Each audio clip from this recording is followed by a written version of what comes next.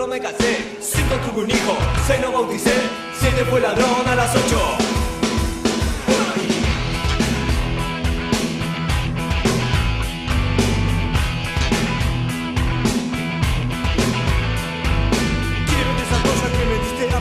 ¿Dónde la pusiste? No lo puedo soportar. Te corro como un loco que no puedo parar. Bueno, muy buenos días, muy buenas tardes, muy buenas noches a todas y a todos. Esto es un encuentro de la tercera jornada internacional de la Red Hip Hop, organizada por el Programa de Estudios de la Cultura de la Universidad Nacional Arturo Jauretche. En este encuentro vamos a tener un conversatorio con Andrés Bonomo, que fue parte del grupo Presa del Odio. La mesa está coordinada por Lisa Dicione, colega e investigadora, docente de la UNAG, así que Lisa, la mesa es toda tuya. Bueno, muchas gracias Martín Biagini, y bueno, muchas gracias también a Andrés por estar aquí presente. Andrés, me gustaría que nos cuentes fundamentalmente cómo fue, dónde transcurrió tu infancia y adolescencia, y cuándo se producen tus primeros acercamientos al mundo del hip hop. Bueno, nací y crecí en la ciudad de Buenos Aires, estuve ahí toda la vida y siempre estuve muy ligado a la música, tocando la guitarra, desde muy chico, desde los 12 años que tocó, y antes tocaba el piano. Siempre tuve una idea muy musical, una vida muy musical. Mi acercamiento al hip hop es bastante medio de casualidad, porque en realidad yo venía más del rock and roll. La música de mi infancia siempre fue el rock nacional, y también la música progresiva que se hizo en los años 70, ¿no? El rock pesado, lo que después devino en el heavy metal. Y cuando yo tenía más o menos 21, 22 años, aparecen en escena unos grupos. A mí el rap nunca me había llamado mucho la atención, la verdad. Me había llamado la atención ese Aserejé, pero eso es muy... Yo lo asociaba más a la música disco que al rap, la verdad. Cuando apareció eso era una música disco con un tipo muy particular que rapeaba, y no se llamaba rapear en ese entonces tampoco. Después aparecen unos rappers. Eran unos tiempos en los cuales el acceso a la música tampoco era tan fácil, porque más allá de lo que escuchabas en la radio, uno no compraba discos, uno no tenía mucho acceso a nada que no fuera lo que sonaba en alguna radio o algún cassette que tenía algún amigo que había traído de algún lado. Pero sí me acuerdo que a mí me llamó la atención un tipo que se llamaba LL Cool J.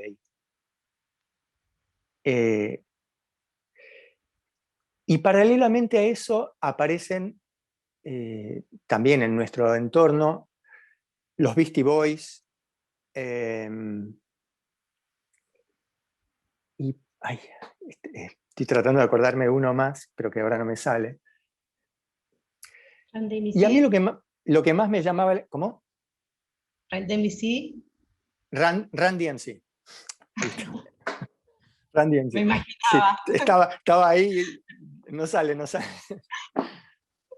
Y lo que me gustaba era que habían asociado el rap con la guitarra distorsionada, que eso era lo que a mí me iba personalmente.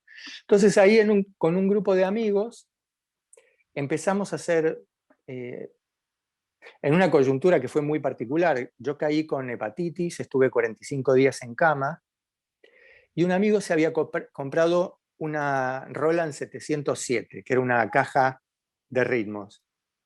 Entonces yo estaba en cama, con la guitarra todo el día, en la cama, y me venían a visitar mis amigos, ¿no? Y vinieron con esa caja de ritmos.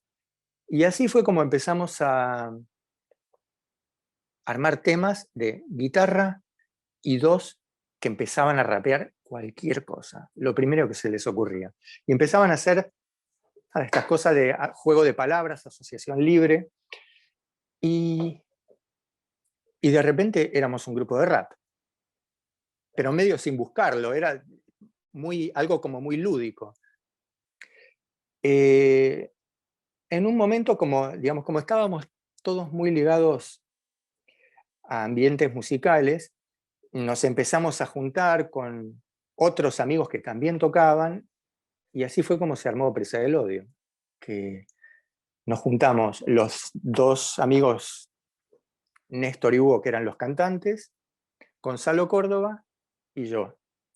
O sea, era un grupo de 2 guitarras y 2 voces, y una caja de ritmos. Así empezó Presas del Odio.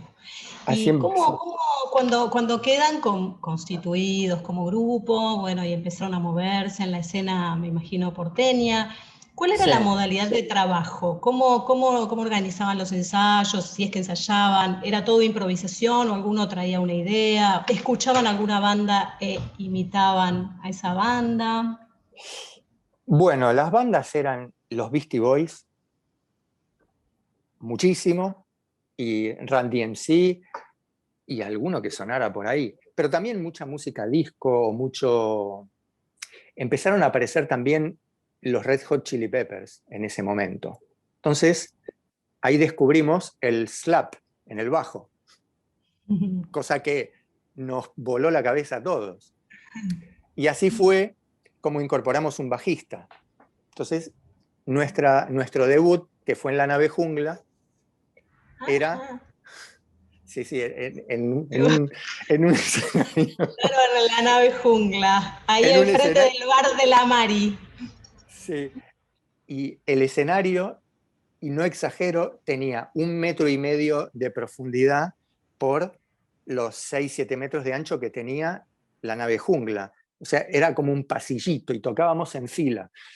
Y no nos podíamos ni mover porque te caías y era muy alto, porque estaba justo encima de la entrada. Y bueno, nada, ahí incorporamos bajista. ¿Y cómo ensayábamos? Ni me acuerdo. En mi casa. Ensayábamos en casas. Porque, a ver, eran tiempos donde yo ni siquiera tenía guitarra. Tocaba con una guitarra prestada. Había conseguido un amplificador. Y estábamos todos más o menos así. Y hasta que pudimos comprarnos cosas, fue un largo rato.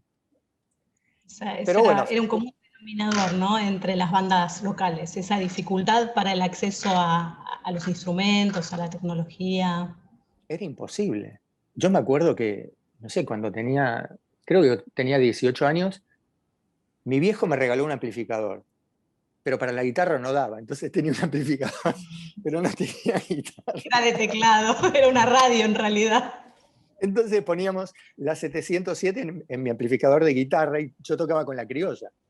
Y era todo así, medio a la que te criaste. Bueno, contanos cómo fue ese debut en Nave Jungla, contanos también un poco de qué se trataba ese bar, que bueno, yo lo recuerdo muy bien, porque he estado ahí también, pero contanos un poco cómo era ese ambiente, quiénes eran las otras bandas que tocaban, que pasaban por ahí, si te acordás. Bueno, sí, me acuerdo. Nave Jungla era un lugar muy particular, porque era un momento donde ser un personaje en Buenos Aires era algo sumamente importante para tu éxito social. Tenías que ser un personaje, no podías ser anónimo. Entonces ibas a la Nave Jungla y era la Asociación Nacional de los Personajes Unidos, porque había de todo. O sea, te tenías que poner lo más raro, la ropa de la abuela, del abuelo, los sobretodos mezclados con bufandas de seda, y era una cosa como muy rara. La Nave Jungla tenía contratados unos enanos que bailaban arriba de la barra. Eran los tiempos de Almodóvar, ¿no? De las películas de Almodóvar, todos íbamos a ver esas películas. Entonces, era una cosa donde se mezclaba esa cosa kitsch española, adoptada en la Argentina, con animal print, enanos, rock nacional, y La Nave Jungla era ese ámbito, ¿no? Y eran tiempos, a ver, eran los tiempos de la cocaína también. Entonces, eran tiempos en que la gente salía de fiesta, la gente no paraba un minuto, y fue como el destape argentino, esa época. Ibas Estamos de bar en hablando bar. de los 80s, fines de los 80s, principios de Fines de los los... 90. Sí, sí, yo creo que te hablo, yo no me acuerdo, estaba tratando de pensar cuándo fue que empezó Presa del Odio, yo creo que fue en el 88 o en el 89, pero no me acuerdo bien. Sé que duramos hasta el 92, 93. Y entonces era un Buenos Aires muy lindo. Estaba todo Palermo lleno de bares y era un ámbito donde se organizaban fiestas, la gente organizaba fiestas en sus casas y eran casi fiestas públicas porque circulaba el dato de fiesta en Rivadavia 178, cuarto G, y vos ibas y no sabías ni de quién era, y de repente era un fiestón en una casa de alguien que no sabías, que durante la noche ni te enterabas de quién era. Y ese era el ámbito en el que sucedía todo eso. El rap, yo pienso que no era algo muy mayoritario o algo muy extendido, porque yo creo que no me acuerdo si había otros grupos de rap en ese momento. Me acuerdo de unos que aparecieron un poco después que se llamaban Los Adolfos, pero nosotros en general compartíamos fecha con algunos que se llamaban, unos Amorindio, otros Mamapulpa, Los Brujos, Mamapulpa, Los Brujos, Los Babasónicos, y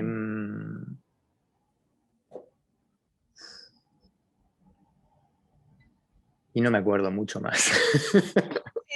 Creo que esas eran las bandas que me imaginaba que compartían escena justamente, ¿no? Los Brujos, Sí, sí. y Babasónicos cuando no eran los Babasónicos post-90, ¿no?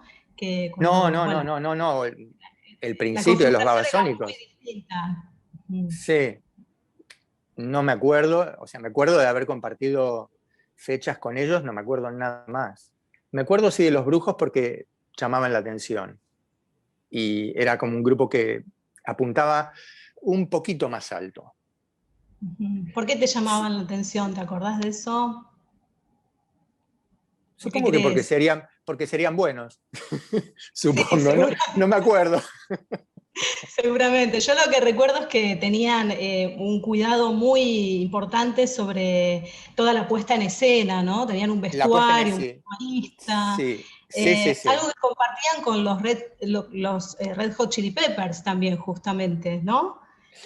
Usaban esas Sí, máscaras, unos bonetes totalmente. arriba del Sí, escenario. Me parece que eso era totalmente. muy impactante en esa banda. Y además eran muy buenos, es cierto. Eran Es cierto. buenos. Y ese otro grupo, Mamá Pulpa, yo me acuerdo que varias veces que tocamos muchas veces juntos con ellos. Y yo siempre me quedaba escuchándolos porque también me parecían muy buenos. Yo qué sé, ¿Seguís en nosotros, contacto con esa escena, con esos músicos?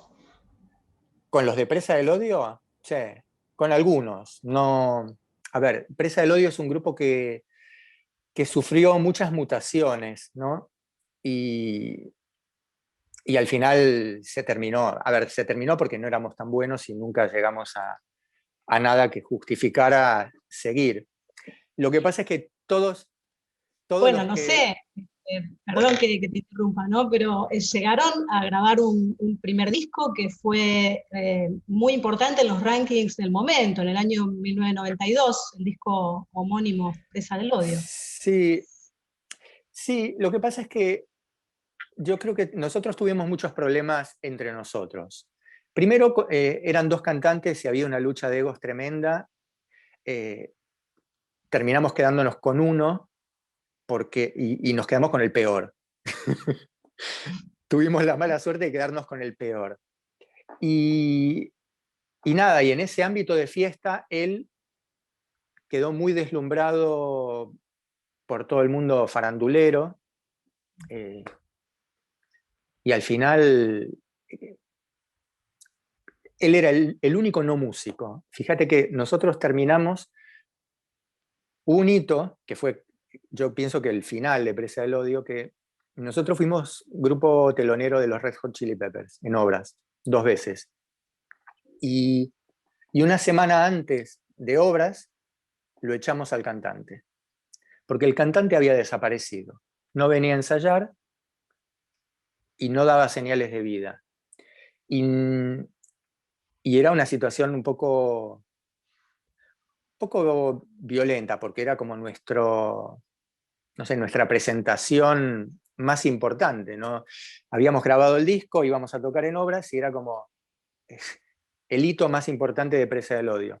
Y el pibe no aparecía. Y era un desastre total. Estaba perdido en la noche porteña.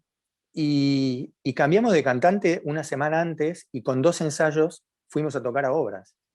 Y nos choqueó. La verdad que eso nos choqueó. Porque yo pienso que al final lo que salió a la luz en ese momento fue que éramos todos músicos menos el cantante. Y que era un grupo que no tenía cantante. Y la prueba de eso es que todos los que salimos de ahí, después terminamos haciendo carrera musical. Yo me fui a tocar a la Portuaria, Gonzalo Córdoba fue el guitarrista de toda la vida de la carrera solista de Cerati, y ahora con Vicentico. Juan Pablo Arsatz es la mano derecha de Fito Páez, y toca con Fito hace añares. Entonces, había un desbalance muy grande en esa banda, entre lo que eran los músicos y lo que era el cantante. Y por eso pienso que nos deshicimos como azúcar en el agua. ¿No? Claro. Y si bien teníamos el grupo y el disco, y habíamos tocado más, nada, no había cómo sostenerse. Claro, es que fue una situación muy, muy repentina y muy difícil, me imagino, subir a un escenario tan importante como el Estadio de Obras Sanitarias con un cantante nuevo, después de 2 ensayos, con un disco en la calle, ¿no? Fue un flash. Estábamos como choqueados, la verdad. Me imagino. Contanos un poco cómo fue, para retrotraernos un poquito más atrás, porque el recital de Obras fue en el año 93, ¿no?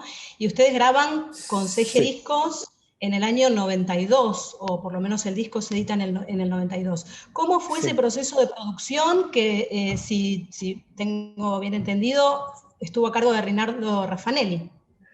Sí. Bueno, nosotros llegamos a DG Discos porque en esas, no sé, por esas cosas de la vida, porque te presentaban a una que era la novia de uno de los de DG Discos, y bueno, y esas carambolas, y llegamos a grabar el disco. Entonces, como éramos un grupo nuevo, nos ponían a un productor, que el productor, más que productor musical, era como el celador, la figura del celador en el colegio. Era un celador. Porque tomaba lista. No solo tomaba listas, sino que además garantizaba que no uses mucho tiempo de estudio. Entonces grabamos en El Cielito, el estudio que estaba en Parque Leluar, de Gustavo Gaubri. Entonces, era todo como muy, no sé, todo muy barato, todo muy berretón.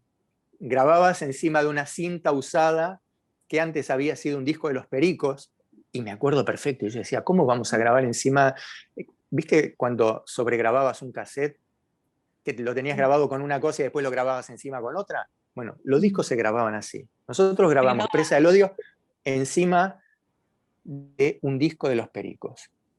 Sí. Y en la cinta esa de 4 pulgadas, no me Sí, acuerdo. sí. Imagínate que, bueno, Billy Bond y la pesada de rock and roll en estudios, los estudios de Music Hall también grabó los discos de la pesada con cintas usadas. De hecho, aprovecharon Claro. esas cintas musicalmente, digamos. Está la voz de Porcel, y lo usaron en un tema.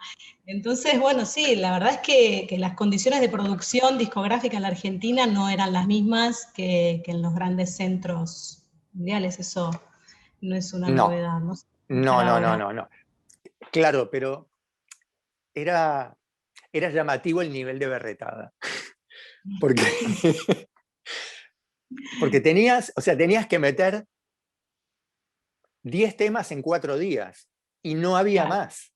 Y no solo no había más, sino que si te equivocabas o habías tocado mal, te jodías. Si no te gustaba el sonido de lo que habías grabado, lo lamento mucho.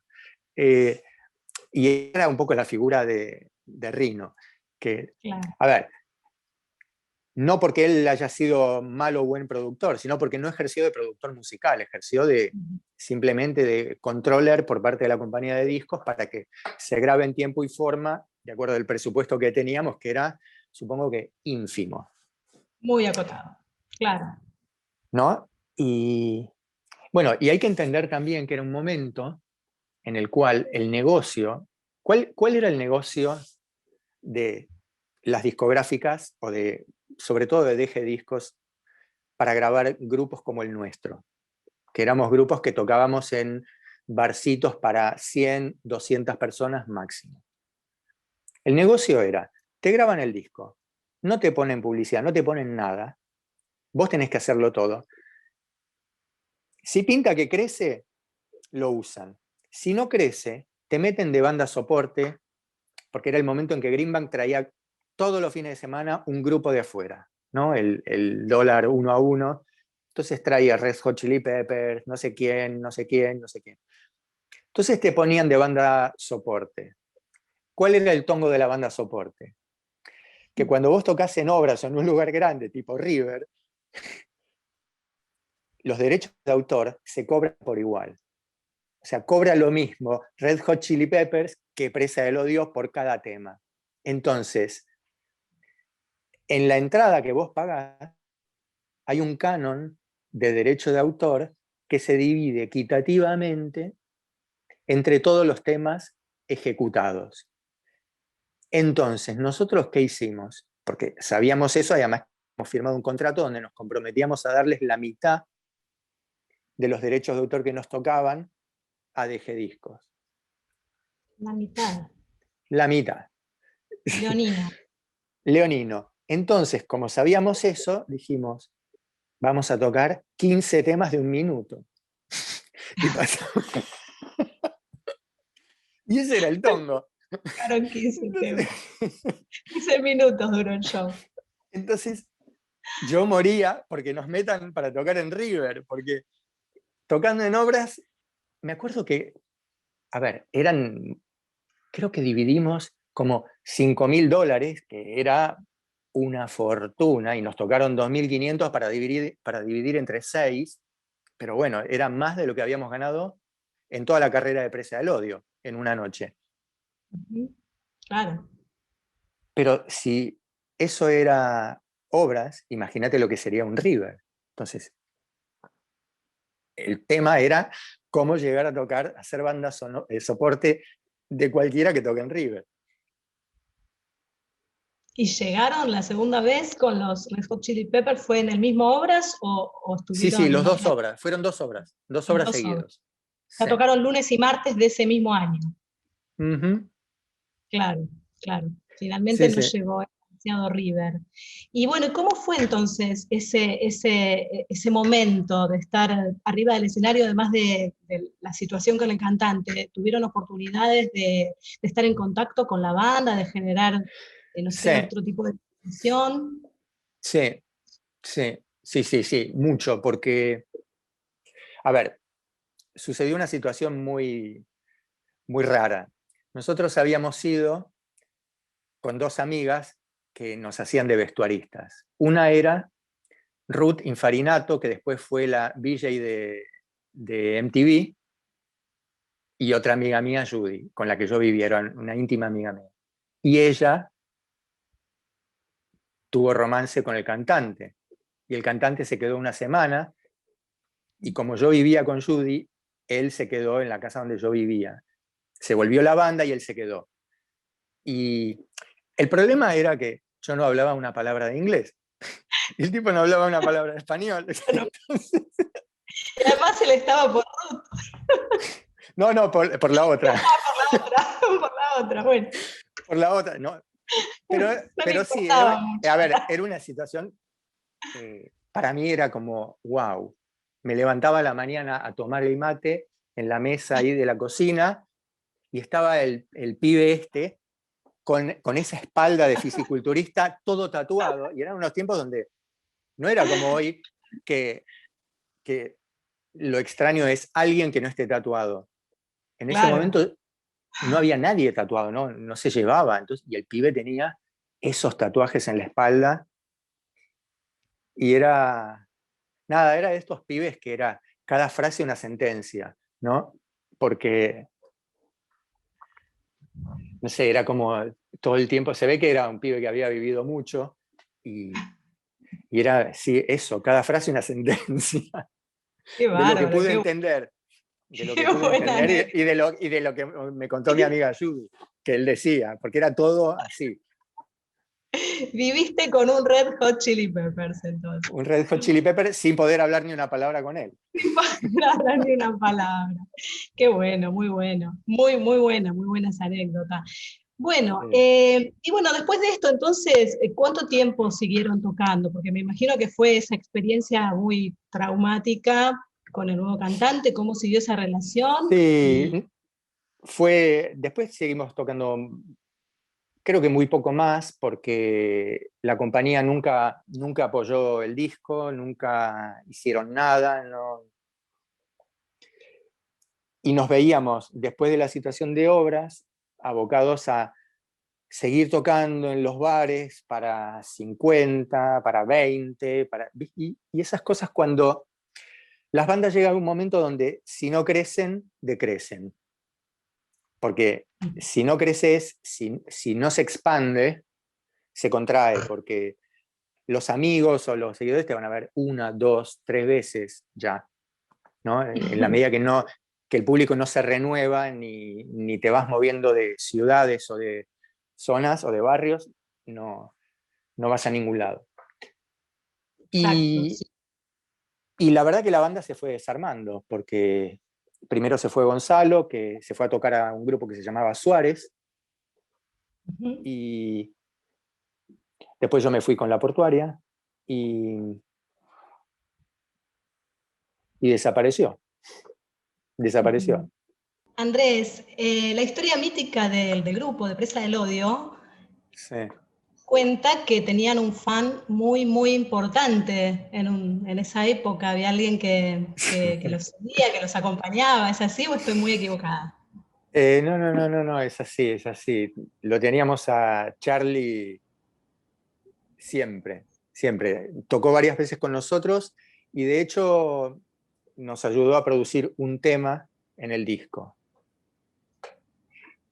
Que es una historia también truculenta, porque nos ayudó a producir el tema y nosotros elegimos el mejor tema que teníamos, y después lo llamó, porque él tenía una pelea mítica con Greenbank, entonces lo llamó a Greenbank para extorsionarlo, para decirle que si no le daba $20,000, iba a poner un juicio y no dejaba que no saliera el disco o una cosa así. Y con lo cual al final Greenbank terminó quitando el tema del disco. ¿Y te acordás cuál era? ¿Se puede saber cuál era ese tema? Yubi Yubi Dam Dam. Vos sabés que me llamó la atención, que estuve googleando, obviamente, para escuchar temas del grupo, que yo lo recordaba de nombre, de esa escena, de esa época, pero me costó mucho conseguir grabaciones, registros de los shows de ustedes. ¿Y por qué? ¿Por qué razón? ¿Hay alguna razón? Que hoy es raro Bueno, eso. es la época, Lisa, es la época, porque pensá que son los tiempos pre-internet. Hoy en día nos suena raro, ¿no? Nos parece extraño que no haya videos o que no esté todo el material. Sí. Pero la verdad es que en esa época eran los recortes del sí de Clarín, del no de Página 12, y si hacías algún video, ya estaba. Eso era todo lo que había. Yo no tengo nada tampoco. Claro, sí, la verdad que una pena, una pena. Hay en varios lugares varias personas pidiendo que alguien comparte ese material, te lo hago llegar, porque tal vez si tenés la posibilidad sería bueno que eso esté Es circulando. que no tengo nada. No, Qué pena. Bueno, ¿y nos no, podés contar algo sobre cómo fue ese momento de trabajo conjunto con nada más ni nada menos que con Charly García, de producción? con Charly García, sí. Bueno, con Charly la relación empezó por sobre todas las cosas porque el cantante Hugo estaba de novio con Fabiana Cantilo. Y Fabiana siempre estaba como en el entorno de Charly. Charly estaba dando vueltas siempre por ahí. Y en esa escena de La Noche Porteña, en la cual, viste, de fiesta en fiesta, muchas veces terminábamos en casa de Charly. Y Charly era como un gran anfitrión, se ponía ahí en su casa a tocar el piano, en su casa de Coronel Díaz, ese piano de cola que tiene alucinante, y él era el último en irse a dormir, o era el que nunca se iba a dormir en esos momentos. Y estábamos ahí, no sé cómo se había generado una buena onda entre el grupo y él.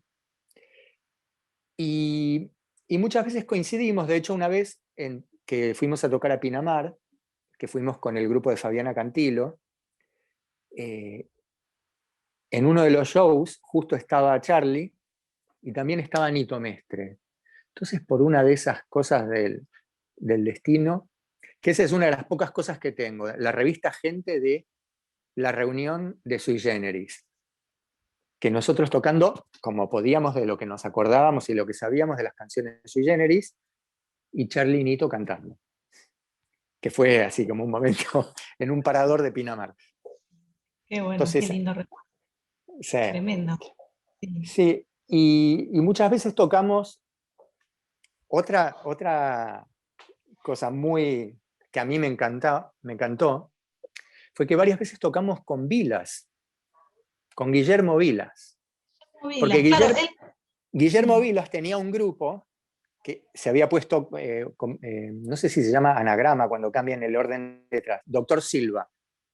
Doctor Silva. Me había Y era su olvidado de eso, grupo. ¿no? Y 2 o 3 veces tocamos con él en el rock. Y nada, y era un flash, porque una de las veces estaba Vilas y estaba Charly. Claro. ¿Ustedes eran banda soporte de Vilas o ¿Mm? formaban parte del background, del grupo de Vilas? No, ni banda soporte ni nada. Era como esas veces que Compartían las tocas fechas. en el Roxy, tocas y hay 2 grupos, 3 grupos. Uno de ellos era el de Vilas, Doctor Silva, y el otro éramos nosotros. Claro. Y nada, y Charly siempre de alguna manera aparecía y tocaba. Bueno, yo te quiero hacer una última pregunta, sé que tenemos poco tiempo, pero no quiero dejar de mencionar esto. Me imagino que todos los que nos están escuchando saben que hay una situación en este momento particular asociada a un rapeo en España, justamente donde vos estás residiendo. Es algo que tal vez, bueno, conversamos hace un ratito, pero fuera de cámara, y me gustaría compartirlo con la gente que nos está escuchando, ¿no? Entonces, te quería preguntar si, bueno, ¿qué pensás sobre toda esta situación? Pablo Hasél, el rapero en cuestión, tiene tatuado en su brazo una frase que dice: la palabra es un arma. Entonces, yo te quería preguntar sobre esa frase, y como sé que no te dedicas más a la música, pero sos un reconocido artista visual en España, te quería preguntar sobre la función del arte en la sociedad. Si vos creés que el arte puede generar movimientos de cambio sociales revolucionarios, el carácter revolucionario del arte. Sí, el arte ha creado muchos cambios a lo largo de la historia. Eh, no sé en este momento si lo está creando o no, porque es un momento difícil, ¿no? Yo pienso que, o por lo menos lo que a mí me sucede en la relación con el arte, es que el arte me construye a mí, y al construirme a mí, de alguna manera irradia. Hoy por hoy, la situación de este chico es muy desgraciada, ¿no? Porque es como volver atrás a unos tiempos de censura,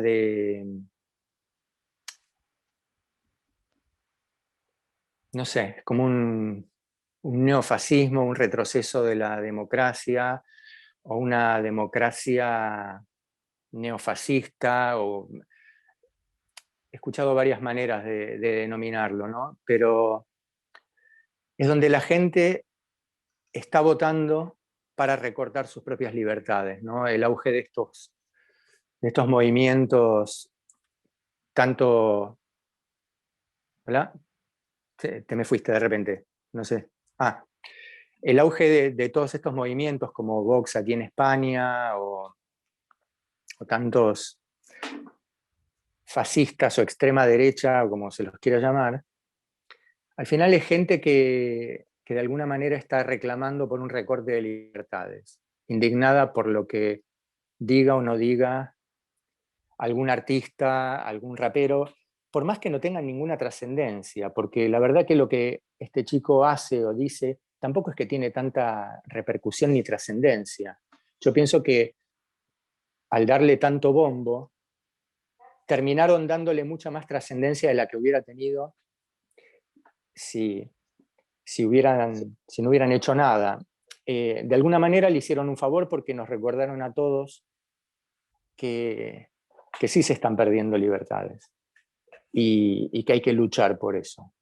Entonces, a mí me parece muy desgraciado, también me parece un poco desproporcionada la reacción, pero desproporcionada en el sentido de que es un momento donde confluyen muchas frustraciones juntas y la situación de él actuó como detonante de una situación multicausal, de descontento social muy fuerte, devenido sobre todo aquí por la pérdida del estado de bienestar, por los recortes en un montón de prestaciones y un estado que cada vez es más ausente, y por el recorte de las libertades, y también por toda la crisis post-crisis del 2008, que vino encadenada, digamos, de la cual España nunca se terminó de recuperar, y viene encadenada con todo lo que está sucediendo ahora con la pandemia. Entonces, claro, hay una olla a presión muy fuerte y la situación de él actúa como catalizador, pero también actúa como recuerdo para poner el punto en eso que, sobre todo la gente que no ha vivido las dictaduras, de que las cosas se ganaron con mucho esfuerzo, pero se pierden muy rápido. Y, y no hay que dar nada por sentado, porque las cosas no se tienen porque sí, se tienen porque se las pelea y se las lucha y se las defiende. Eso. Exactamente, estoy totalmente de acuerdo con lo que estás diciendo. Bueno, Andy, la verdad es que un placer conocerte a la distancia, me encantó esta Igualmente. charla, te agradezco muchísimo y ojalá podamos seguir en contacto, armando entre todos esta historia de nuestros artistas, de nuestra música, de nuestras escenas aquí en Argentina, en Buenos Aires. Muchas gracias. Yo te agradezco a vos y te voy a decir una cosa que siempre me llama la atención gratamente, ¿no? Cómo la Argentina defiende sobre todo su música de rock, y cómo sucede en la Argentina algo que no veo que suceda por aquí, y es que la gente joven conoce la historia del rock argentino y escucha rock argentino y saben de quién se habla cuando se menciona a gente que ni siquiera está vigente, ¿no? Y a mí me parece que eso es muy bueno, que eso habla de una identidad cultural muy fuerte que tiene la Argentina y un patrimonio alucinante. Sí, yo creo que es algo que tenemos que cuidar entre todos y también ayudar para que crezca, ¿no? Porque hay actualmente una escena muy interesante. La escena actual es muy diferente a esa que nosotros vivimos en la década del 80, del 90, pero me parece que están pasando cosas muy, muy buenas, muy lindas, no solo musicalmente, sino también socialmente, que creo que, bueno, tenemos Sí. que darles un poquito de atención. Bueno, Bueno, Andy, muchísimas gracias. Gracias, Martín, también. A vos. Muchas gracias, Andrés, como siempre. La verdad que interesantísimo rescatar estas historias. Muchas gracias, Lisa. Y al público los invitamos el próximo encuentro. Va a estar DJ Black, el mítico DJ de la vieja escuela de Morón, que también fue DJ de En Contra del Hombre y de Actitud María Marta. Así que seguimos con estos conversatorios. Un saludo a todos y a todas.